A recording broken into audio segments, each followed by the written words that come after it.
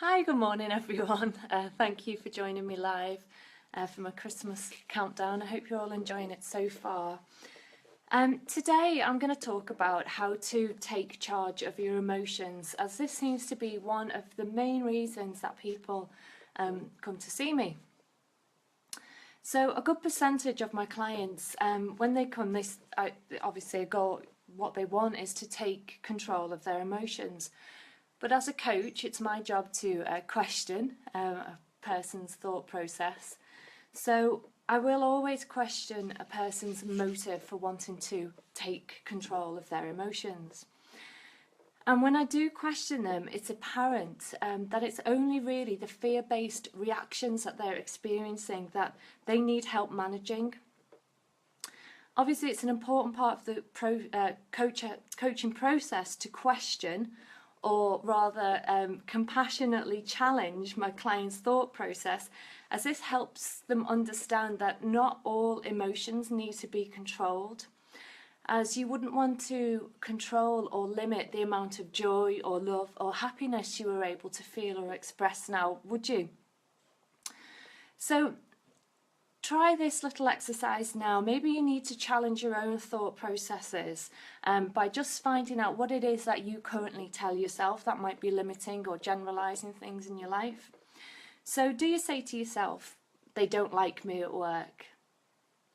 All men are cheats? Or all women criticize me? Maybe you say, nobody recognizes me, or everybody ignores me. If these are the kind of generalised statements that you tell yourself, then unfortunately you're glass ceiling yourself.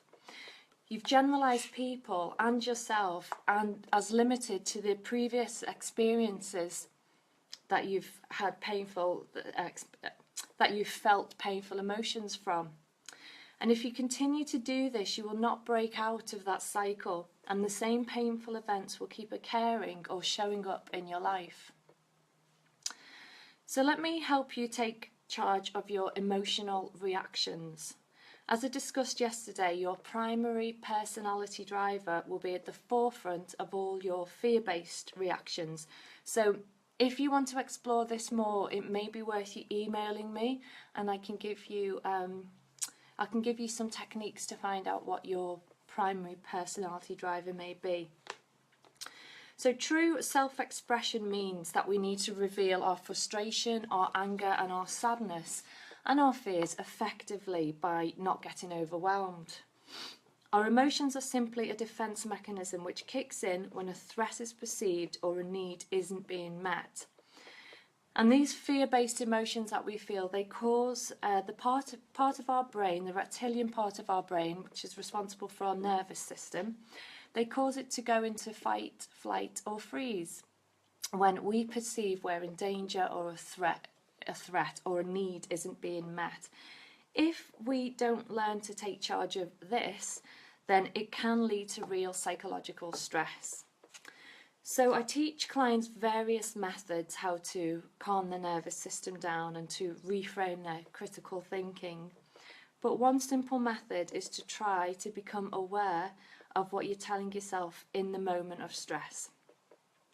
Of course, if you're telling yourself something negative or stressful, your brain will react to that, and so will your body by displaying certain behaviours such as not making eye contact with people. Your body and your energy system will contract and shut down, your body will become hunched, and that will keep people out. It will keep people at bay, at arm's length. So not helpful when you're trying to make new friends or socialise in a group or meet your soulmate. So how to deal with these reactions in the heat of the moment? There are a number of ways, but firstly, start by soothing your nervous system. By simply talking to it, letting it know that you are safe, that there's nothing to be frightened of, and it can simply start to calm down. Some clients find it helpful to imagine talking to the nervous system as they were talking to a small child, which would be in a soft, nurturing, supportive voice. You wouldn't yell at a small child who was nervous about performing at a school play in front of lots of scary people. You wouldn't yell at that child. You would comfort the child and talk to it in a soothing, supportive voice. So welcoming your emotions and nurture them from the outset.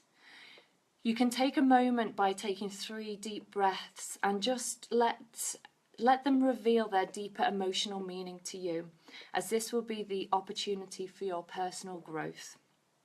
Start by viewing every occasion as an opportunity to express your emotions effectively by responding differently. You simply need to just give this a go. And communicate in a more measured, honest and open approach. This is a technique. It has to be practice. It may not come naturally at first, but here's as an example for you. So it's much better to respond with an open question which is free from blame or demand on the other person. For example, a blame statement would be, when you don't reply to my calls, ... Whereas a more open, freely talking statement, which allows 2 people to communicate effectively, would be something like, would it be possible to reply to me more quickly? And another exercise that you can do, this is a positive psychology exercise, and this is to become aware of your, how to reframe your critical self-talk. So the first step in this is increase awareness to self-criticism, as we've discussed. So in the upcoming week, try to become aware of the self-critical talk as much as possible. When you notice that you're being self-critical, pause, take 3 deep breaths. Notice what you say to yourself when you fail or you've made a mistake. And the key phrases that you say to yourself, what are they? And what is the tone of voice when you're talking to yourself? Just make a note of those. The second step, to take action to soften that critical voice. So after noticing the self-critical talk, think about what you would say to a loved one in the same situation, and now use the words to rephrase what you say to yourself. Pay attention of the tone of voice. How would you like to talk to yourself? Practice the tone that you want to use with yourself in the times when you are feeling great about yourself. Identify what you are criticizing yourself for. The inner critic can provide useful feedback, but most often the way this feedback is presented is far from constructive. So start to listen to the way you are currently talking to yourself. It's the inner critic that if we keep repeating that cycle of behaviour that's going on in our head, then you're not going to break free and you're not going to have a more positive communication with people. So feel free to email me. Again, it's iam@annemarielifecoach.com. I will be sending out a newsletter today which will have all the new upcoming events and workshops for 2017, which I'm really excited about. A few people have been asking me for the prices of the Reveal Spiritual Awakening Retreat, and they will be on the newsletter. And I have the free coaching e-course to first module to give away. So the link to the newsletter will be on that. So if you're not already subscribed to my newsletter, you can either email me or go to www.annemarielifecoach.com/contact. Okay, see you tomorrow.